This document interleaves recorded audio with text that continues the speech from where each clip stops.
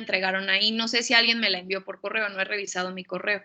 Nada más sí les quería hacer pues de una vez ya el aviso de ya mejor las tareas las suban a Teams para no tener que estar checando tantas cosas yo. Entonces así ya me meto aquí y aquí puedo ver todas. Ya se conectó José Manuel. Okay.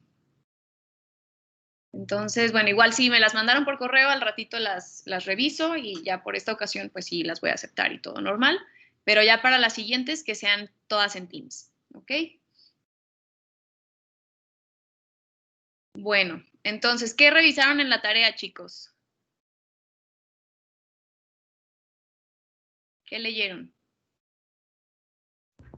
Maestra, perdón, entré tarde porque no me dejaba entrar. No me da Sí, opción para unirme. no te preocupes, ya te puse tu asistencia. Ok, muchas gracias. De nada.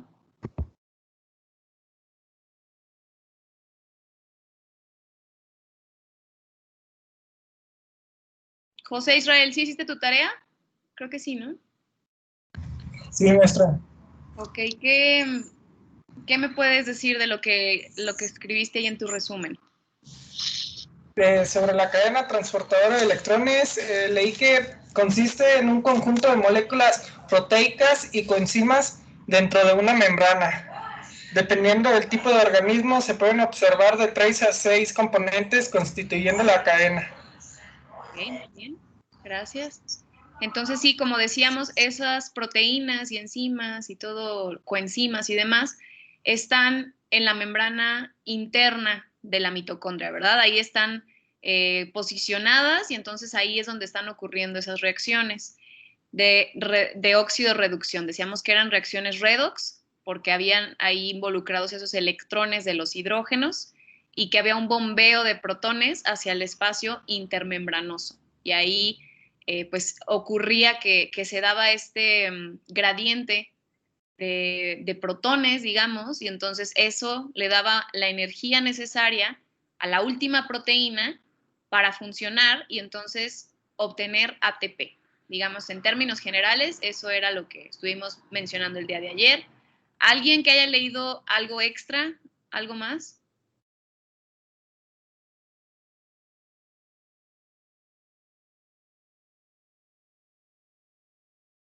Nayeli, ¿tú qué encontraste? Que el NADH viene de lo del ciclo de Krebs. Ajá.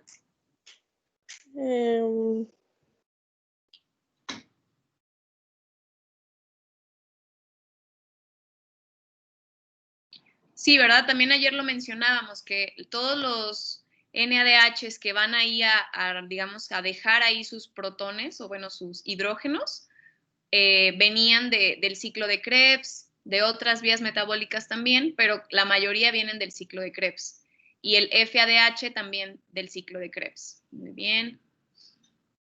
A ver, ¿quién más? Estefanía, ¿tú qué viste ahí? Bueno, yo puse que en conjunto la cadena de transporte de electrones y quimiosmosis constituye la fosforilación oxidativa y ya puse los pasos. Son los pasos como que de manera simplificada. Uno es entrega de electrones por NADH y FADH. 2, transferencia de electrones y bombeo de protones. 3, separación de oxígeno molecular para formar agua. Y 4, síntesis de ATP impulsado por un gradiente. Ok, muy bien, gracias. Fue lo último que revisábamos ayer, ¿no? Que yo les puse la imagen y veíamos como, y fui encerrando, ¿no? Aquí es la primera parte, la segunda, la tercera, la cuarta. Y sí, es algo resumido, ¿verdad? Ya ahorita, el día de hoy y lo que nos vayamos a tardar en revisarlo, pues vamos a ir viendo un poquito más a profundidad qué son ahí las proteínas que están actuando, ya más a fondo. Entonces, bueno, qué bueno que revisaron eso de tarea. Vamos a continuar con lo que nos quedamos el día de ayer. Denme un segundito.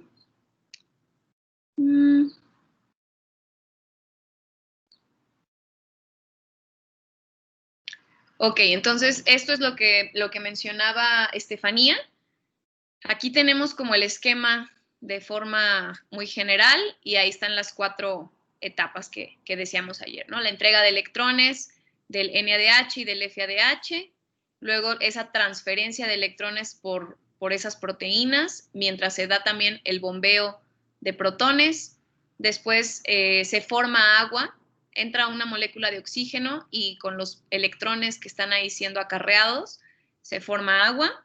Y por último, tenemos que ese gradiente de protones que está acá en el espacio intermembranal con respecto a lo que hay en la matriz, genera la energía necesaria para que funcione esta proteína, que es una bomba de ATP, así se le llama. Bueno, ATP sintasa para formar el ATP. En resumen, eso es lo que está pasando. Entonces, ¿qué es lo que ocurre en términos energéticos cuando estamos hablando de este proceso? Pues tenemos que se va a ir liberando energía. Entonces, de complejo a complejo se va liberando energía. Tenemos 4 complejos aquí que vemos, ¿no? Es 1, 2, 3, 4 y este sería el quinto y el último. Pero conforme vamos moviéndonos de complejo en complejo, o sea, se van moviendo esos electrones de complejo en complejo, pues se va liberando energía y entonces los complejos de esas proteínas van a utilizar la energía liberada para bombear esos protones. Acuérdense que en estos había bombeo de protones, entonces la energía que se va liberando por el transporte electrónico sirve para ir bombeando los protones. Y al final, ese bombeo de protones va a permitir la síntesis de ATP. Entonces, bueno, la cadena de transporte de electrones, como ya vimos ahorita una introducción, se refiere a ese conjunto de proteínas que estamos viendo aquí en la imagen. Son proteínas con algunas otras moléculas orgánicas que, como también mencionaban sobre lo que revisaron en su tarea, están incrustadas en la membrana interna de la mitocondria. La mayoría de estas proteínas se organizan en 4 grandes complejos. 1, 2, 3, 4. Por ahí hay algunas que están así como separaditas, pero igual, pues vamos a ver cada complejo de estas del 1 al 4 y vamos a ver también esta Q que es y este que dice CIT-C, para qué sirve o qué es.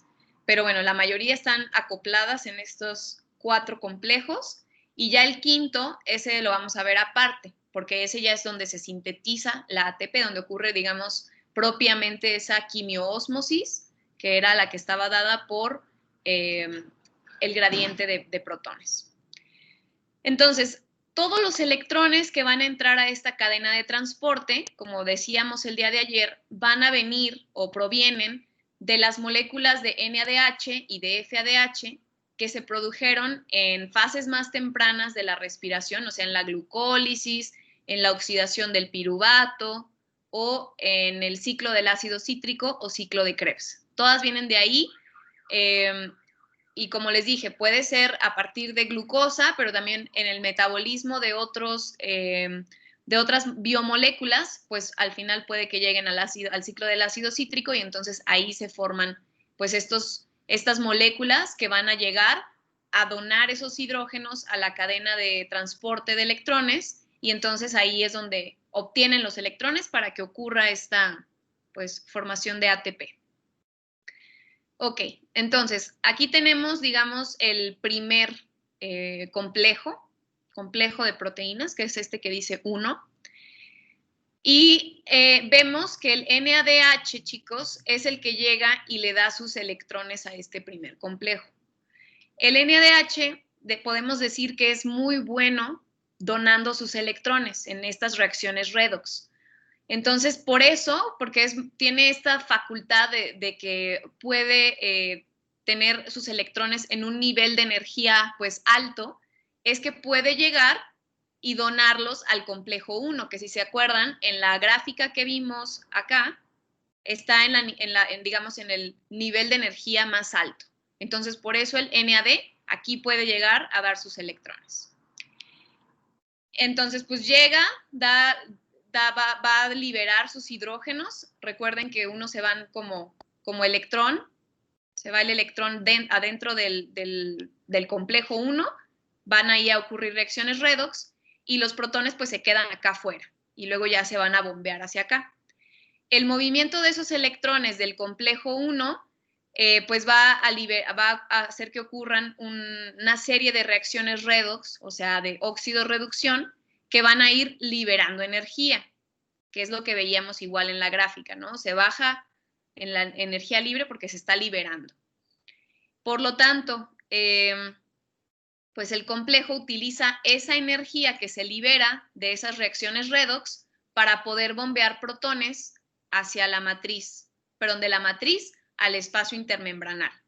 Entonces, llega el NADH, da sus electrones aquí al complejo 1, van a ocurrir una serie de reacciones redox aquí adentro y de ahí pues digamos, el complejo va a tener la energía necesaria para poder bombear los protones que se quedaron en la matriz.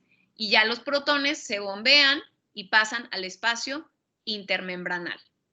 ¿Dudas hasta aquí?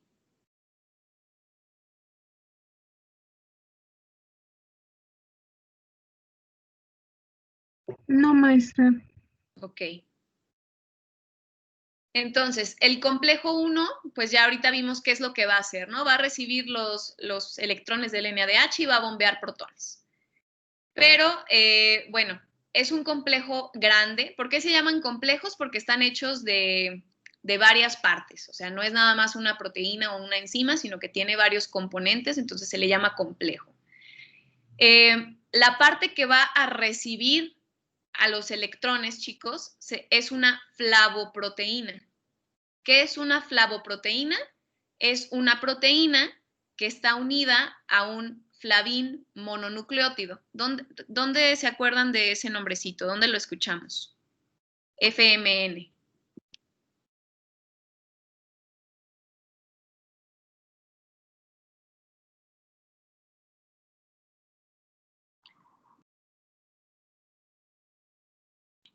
¿Dónde lo vimos?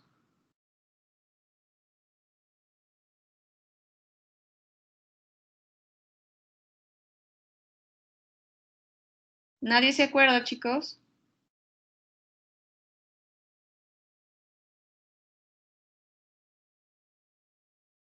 Bueno, entonces de tarea van a buscar nuevamente todas las coenzimas y me van a decir para qué sirven, dónde están, cuál es su composición, porque esto ya lo habíamos visto. El flavín mononucleótido es una coenzima.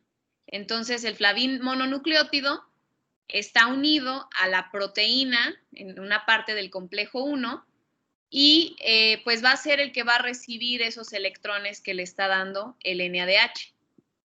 ¿Ok? Ahí ya tienen tarea. Entonces, el flavín mononucleótido recibe los electrones. Se dice que ese flavín mononucleótido es un grupo prostético. También ahí en su tarea busquen qué es eso de un grupo prostético, que ahí viene, de hecho, después dice, es una molécula que no es una molécula proteica y que está unida a una proteína para hacer que ésta funcione. Entonces, esa es la función del flavín mononucleótido en esta proteína del complejo 1. Recibe los electrones y es el grupo prostético de esa proteína. Entonces, ¿qué es lo que hace el flavín mononucleótido con esos electrones? Los traslada a otra proteína que está dentro del complejo. Entonces, digamos, esta sería como la primer proteína del complejo. Luego lo va a trasladar a esta segunda proteína, que es donde tiene una proteína que tiene hierro y azufre. Por eso se pone Fe de hierro y S de azufre. Esos dos elementos están unidos a la estructura de esa segunda proteína. Por eso se le llama proteína hierro-azufre, así se le llama. Y entonces, pues los electrones se los pasa ahora a esa proteína.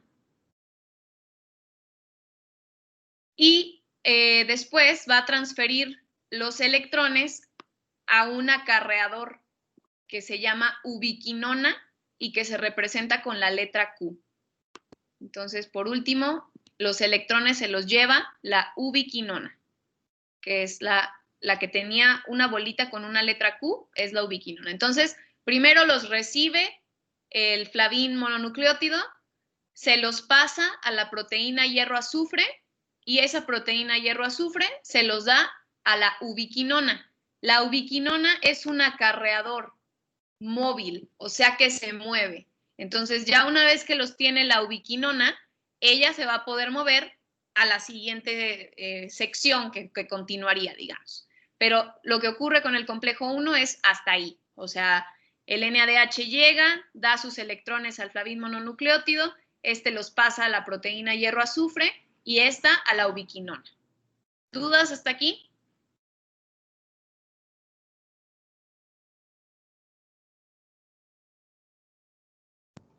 No, maestra. Ok.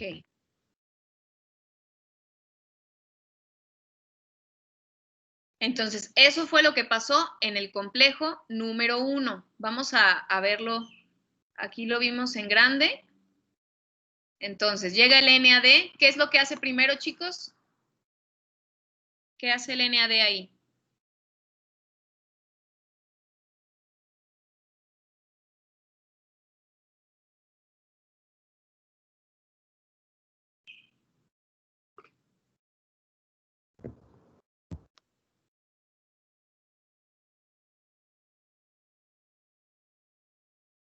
¿Qué le deja al complejo 1?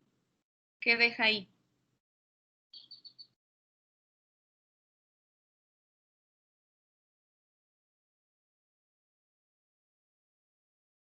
Transfieres los electrones, ¿no? A los electrones, ¿verdad? Entonces deja sus electrones y ¿a quién se los da? ¿A quién los recibe? ¿El complejo? El complejo. No. ¿Pero qué partecita del complejo, chicos? Uy. Aquí está. El flavin mononucleótido. Ah, ya. Él los recibe, ¿ok? Y luego el flavin mononucleótido, ¿a quién se los daba?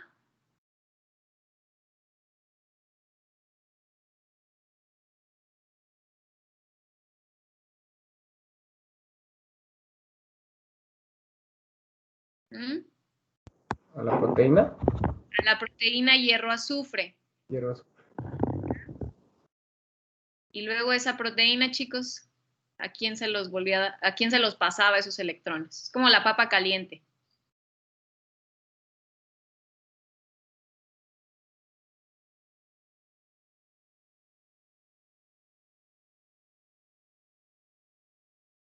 ¿Quién era el último que se los queda? La ubiquinona. Ubiquinona. La ubiquinona, ¿ok? Necesito que esto se lo aprendan. Esto les aseguro que va a venir en el examen. Estos 3 pasitos del complejo 1. Entonces, bueno. Eso es lo que pasa en el complejo 1. Ya los electrones se quedan en la ubiquinona y más adelante vemos qué pasa con esos electrones. Ahora vamos a ver el complejo 2. En el complejo 2, los electrones que va a recibir este complejo son los del FAD. ¿Por qué? Porque este acarreador, el FAD, no es tan bueno para donar electrones como el NADH. O sea, el NADH ya dijimos que sus electrones tenían mucha energía y entonces podían llegar al complejo de mayor energía y ahí quedarse. En el caso del FADH eso no ocurre. Los electrones del FADH se encuentran en un nivel más bajo de energía. Entonces, no van a poder transferir sus electrones al primer complejo, que si se acuerdan acá en la gráfica, veíamos que el primer complejo es el que está en el mayor nivel de energía. Entonces, el FADH, al que sí le va a poder dar sus electrones, es al complejo 2, porque está un poquito más abajo en el nivel de energía, entonces ahí sí los puede dar. Ay, perdón. Entonces van a llegar los electrones del FAD al complejo número 2. Y este complejo no va a estar bombeando protones a través de la membrana. En el complejo 1 dijimos que sí, ¿verdad? Que ocurría ese bombeo de protones, aquí lo mencionamos, que la energía que se liberaba de las reacciones redox que ocurrían aquí adentro permitía el bombeo de protones hacia el espacio intermembranal. Para el complejo 2, chicos, esto no ocurre. Simplemente recibe los electrones y sin que ocurra un bombeo de protones. Entonces, debido a esto, es que, si se acuerdan, cuando nosotros hacíamos cálculos de energía, decíamos que las moléculas de FADH producían menos energía o menos ATP que las de NADH. Eso es porque producen un menor bombeo de protones. Entonces van a contribuir menos al gradiente que va a permitir al final que se genere el ATP, que se produzca. Entonces ahí radica esa diferencia de que el FAD y el NAD producen al final una cantidad distinta de energía. ¿Por qué? Pues por el punto en el que están dando esos electrones. El NAD desde el principio entonces genera más energía y permite ese bombeo de protones. El FADH no. Ese simplemente da sus electrones, entran a la cadena, pero ya se saltaron este primer paso. Entonces ya no están permitiendo la entrada o el bombeo de protones.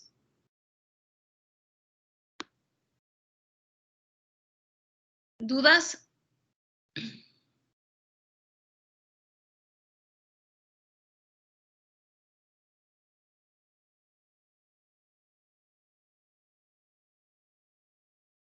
No, ninguna, maestra. Ok. Muy bien. Entonces, bueno, esto fue muy a grosso modo qué es lo que hace. Da sus electrones y ahí nos quedamos. No hay bombeo de protones. Entonces, ahora vamos a ver un poquito más ya a fondo qué es lo que pasa. Bueno, de manera similar a lo que veíamos para el NADH en el complejo 1, aquí en el complejo 2 es el FADH quien va a depositar sus electrones para que entren ya a la cadena de transporte. A diferencia de otras de las enzimas que están presentes en el ciclo, esta se encuentra insertada en la membrana interna de la mitocondria. ¿Por qué a diferencia? Porque si se fijan, estas son proteínas que salen de ambos lados, ¿verdad? O sea, tocan el espacio intermembranal aquí y tocan la matriz mitocondrial acá. El complejo 2, chicos, nada más queda insertado, o sea, queda dentro de la membrana. No tiene salida hacia el espacio intermembranal, sino que solamente tiene ahí interacción con la matriz, pero está como justo en el centro de la membrana. A eso se refiere esto. ¿Y qué es lo que pasa? Bueno, el FADH, igual como veíamos lo que hacía el NADH en el otro caso, aquí el FADH va a dar sus electrones. Aquí también hay proteínas hierro-azufre y esas proteínas van a darle los electrones a la ubiquinona, otra vez, la que era la letra Q. Entonces, si nos fijamos en esta diapositiva, tenemos el complejo 1 y el complejo 2. En el complejo 1, los electrones al final los recibía la ubiquinona. Y en el complejo 2 también. Entonces aquí, la ubiquinona, que es esta, ya tiene los electrones del 1 y del 2. Ahora vamos a ver qué va a hacer la ubiquinona con esos electrones. ¿Alguna duda hasta aquí, chicos? No, maestra. Ok.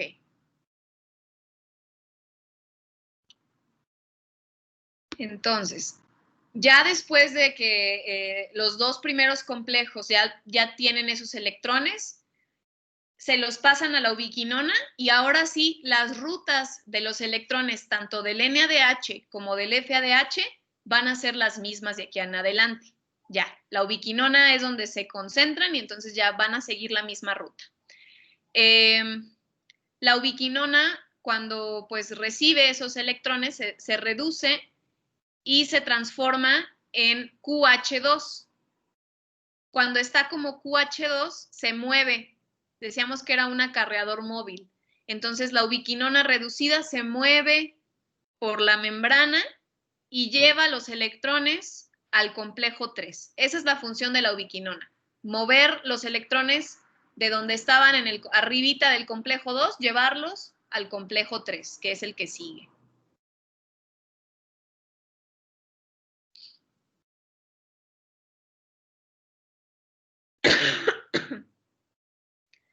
Y entonces ahora esos electrones que ya llevó la ubiquinona al complejo 3, pues igual van a hacer una serie de reacciones ahí adentro y van a generar energía para que vuelvan a existir este bombeo de protones, desde la matriz hasta el espacio intermembranal.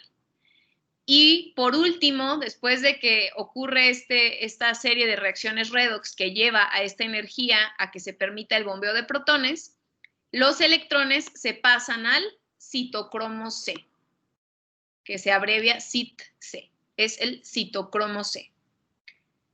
Entonces, vamos a hablar un poquito más sobre este complejo. Acá pues lo dijimos muy, digamos, en pocas palabras, qué es lo que ocurre. Al igual que en el complejo 1, chicos, y en el 2, que también vimos que había proteínas hierro-azufre, el complejo 3 también tiene una proteína hierro-azufre, pero además tiene dos proteínas que son proteínas diferentes, son proteínas de otro tipo, que se llaman citocromos. Los citocromos, anótenle en su tarea también, van a escribir qué son los citocromos. ¿Ok? Entonces van a ser las coenzimas y citocromos. Los citocromos son una familia de proteínas que todos tienen un grupo prostético que se llama grupo hemo. Esto de aquí que les puse en la imagen es el grupo hemo, este anillo, como quien dice. Este es el grupo hemo. Y contienen iones hierro. La hemoglobina, chicos, por ejemplo, que es algo que está presente en las células sanguíneas, en las células rojas de la sangre, la hemoglobina tiene grupo hemo, por eso se llama hemoglobina. Es una proteína con un grupo hemo. ¿Qué particularidad tiene la sangre? ¿Alguna vez han olido la sangre?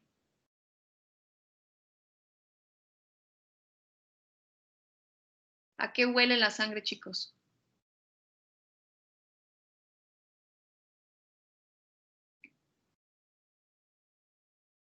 ¿A sangre, no? No, no es cierto. Sangre, ¿verdad? Como Pues sí, hierro. a hierro. La sangre huele a hierro. Entonces huele así como oxidadito, como ese olorcito que nos da cuando algo está pues oxidado. Sí, a lo mejor decimos la sangre, pues huele a sangre, pero el olor de la sangre está dado por el hierro. Y el color de la sangre también está dado por este grupo hemo, precisamente. Entonces, los citocromos, que son estas proteínas que están ahí presentes en la membrana interna de la mitocondria y que forman parte del complejo 3, son proteínas que tienen ese grupo hemo.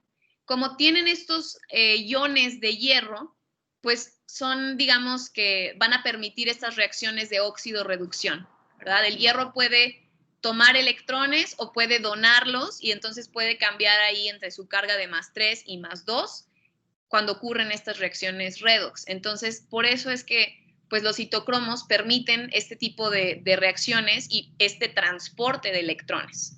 Los van a poder ir pasando de citocromo en citocromo y eso es precisamente lo que ocurre en el complejo 3.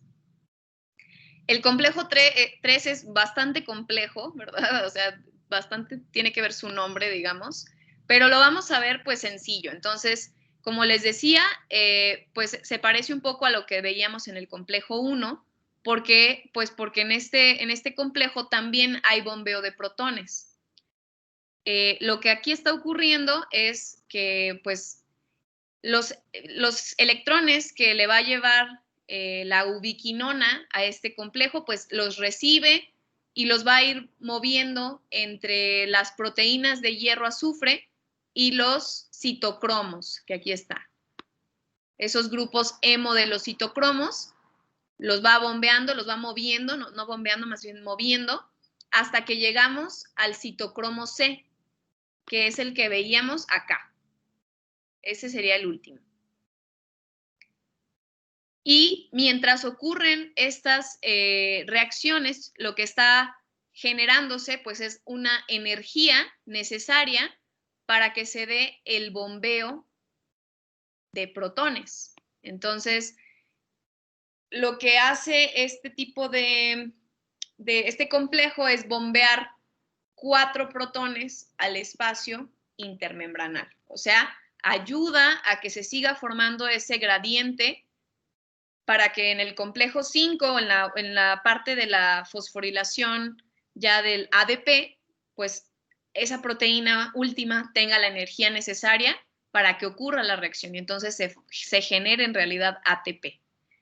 Pero bueno, en el complejo 3, importante que reconozcan, que recuerden que están involucrados esos citocromos. Hay varios citocromos aquí en el complejo, no les voy a explicar cada uno de ellos, pero que recuerden que están los citocromos, las proteínas hierro azufre, y sí, eso sí, lo que van a buscar es ahí qué citocromos son los que están presentes. Eso es parte de su tarea. Déjenlo anoto.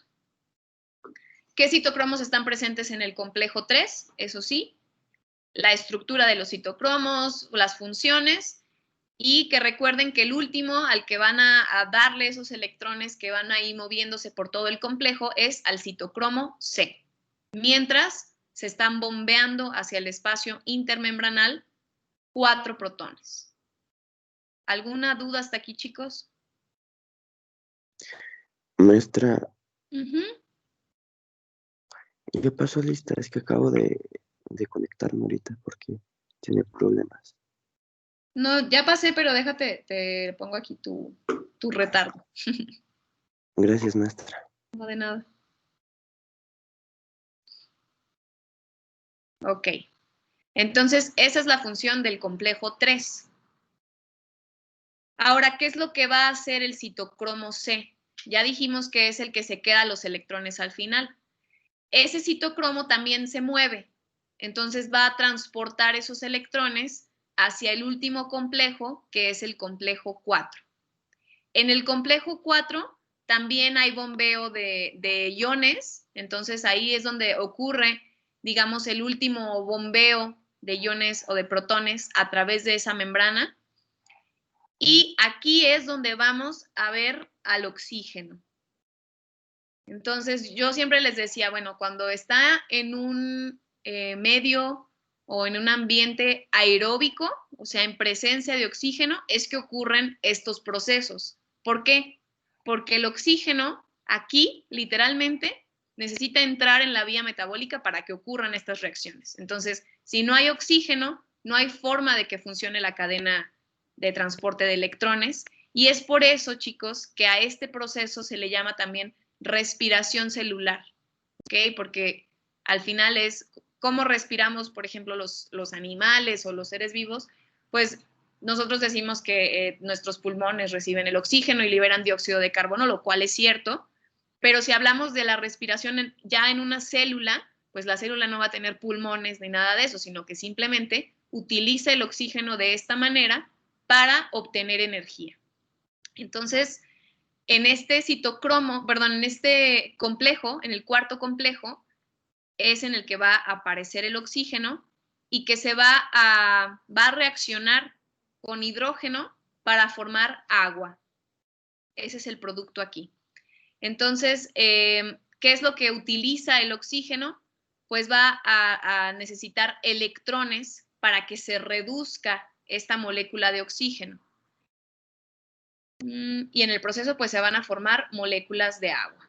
Aquí está tal cual la reacción, ¿no? Tenemos 2 protones, 2 electrones y media molécula de oxígeno. En realidad no va a ocurrir con media molécula de oxígeno, sino que más bien necesitaría 4 protones, 4 electrones y una molécula de oxígeno para formar 2 moléculas de agua. Recuerden que a veces sí podemos llegar a ver eso de media molécula de algo, pero pues ya hablando químicamente eso no puede ocurrir, sino que más bien todo está al doble. Va a haber una molécula de oxígeno, 4 protones, 4 electrones y se forman 2 moléculas de agua. Entonces yo tendría los 4 protones que ya habíamos dicho que son pues como el átomo de hidrógeno, pero sin electrones. Entonces, ¿qué necesita el hidrógeno para formarse como realmente un átomo completo? Pues aquí ya tiene los protones, pero también va a necesitar los electrones. Entonces, 4 y 4 para formar digamos, pues 4 átomos de hidrógeno completos, que si los tradujéramos en moléculas de hidrógeno, pues serían 2 moléculas de hidrógeno. Esa es como la parte química, digamos. Y entonces esto tiene que reaccionar con un oxígeno. Y entonces ahora sí podríamos formar agua. Y para que esto nos quedara balanceado, si yo tengo 4 átomos de hidrógeno, tengo que ponerle aquí un 2. Y aquí ya tengo 4, y acá tenía 2 átomos de oxígeno, entonces ya tengo también 2. Digamos, esta es la reacción que está ocurriendo aquí en este complejo 4. Entra el oxígeno, reacciona con 4 protones y con 4 de los electrones que ya fueron aquí acarreados por toda esta cadena de transporte y se generan 2 moléculas de agua. ¿Vamos claros hasta aquí?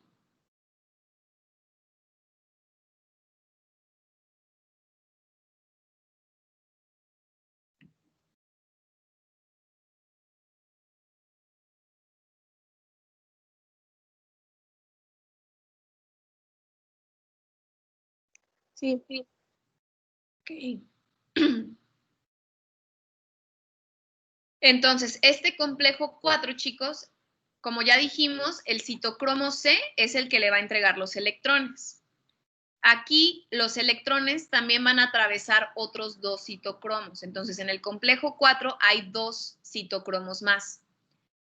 El segundo citocromo, que es el que, digamos, este sería, denme un segundito, este sería el primer citocromo y este sería el segundo citocromo. Entonces, el segundo citocromo tiene un trabajo interesante, que es justo lo que acabábamos de explicar hace ratito. Lo que va a hacer es transferir esos electrones que le llegaron a este citocromo, 4 de esos electrones los transfiere al oxígeno, que junto con 4 protones van a formar 2 moléculas de agua.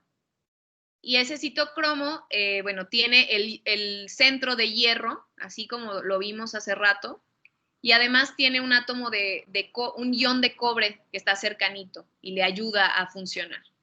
Entonces, pues se forma el agua y además aquí también hay un bombeo de protones. Aquí lo estamos viendo. Y este es el cuarto complejo.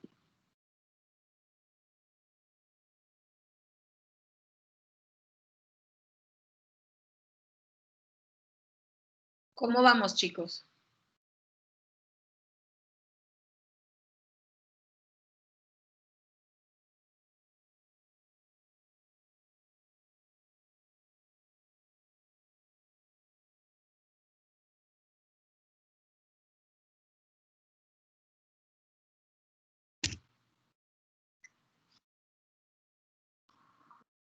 Entonces, el grupo hemo del citocromo y el ion de cobre, que les decía que estaba ahí cerquita, lo que hacen es que se unen con fuerza a esta molécula de oxígeno.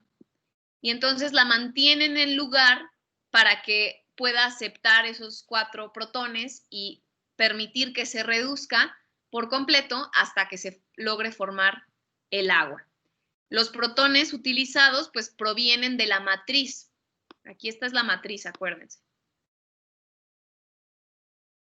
Provienen de la matriz y pues contribuyen a que ocurra ahí el bombeo el gradiente. Y como les decía, el complejo 4 también bombea protones de la matriz al espacio intermembranal. Entonces, hasta aquí llega el bombeo de protones.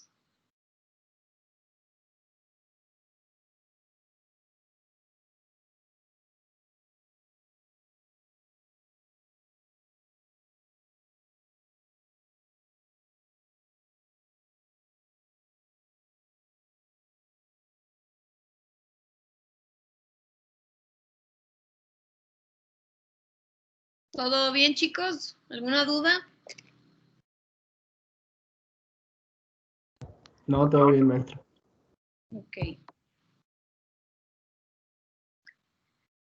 Entonces, digamos que hasta aquí llegamos con la cadena de transporte de electrones o cadena electrónica. Vamos a recapitular.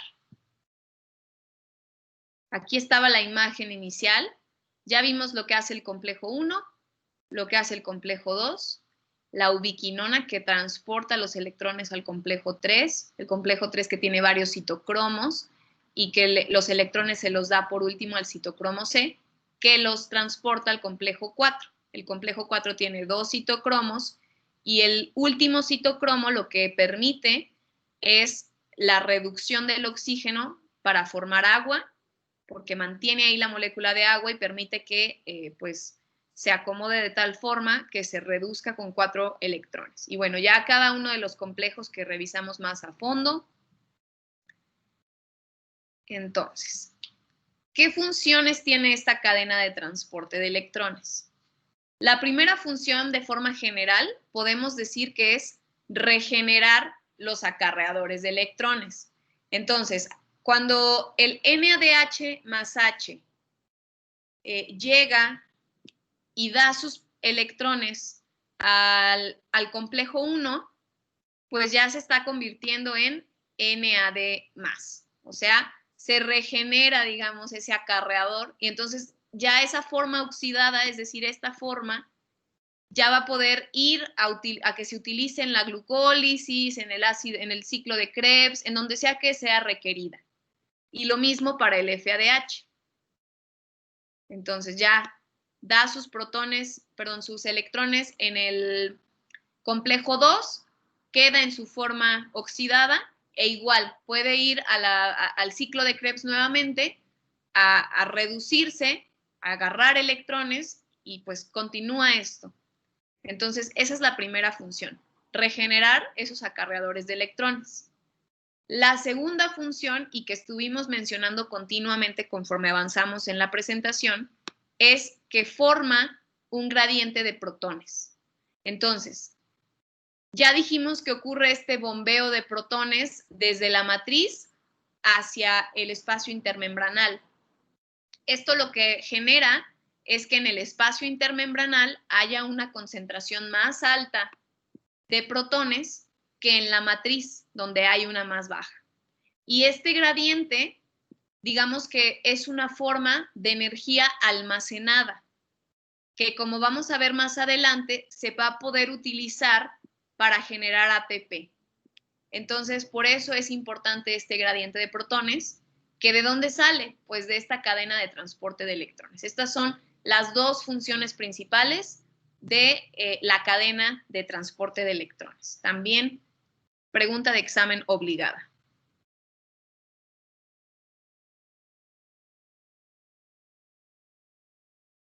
Ok, chicos. Entonces, no sé si hay alguna duda, algún comentario.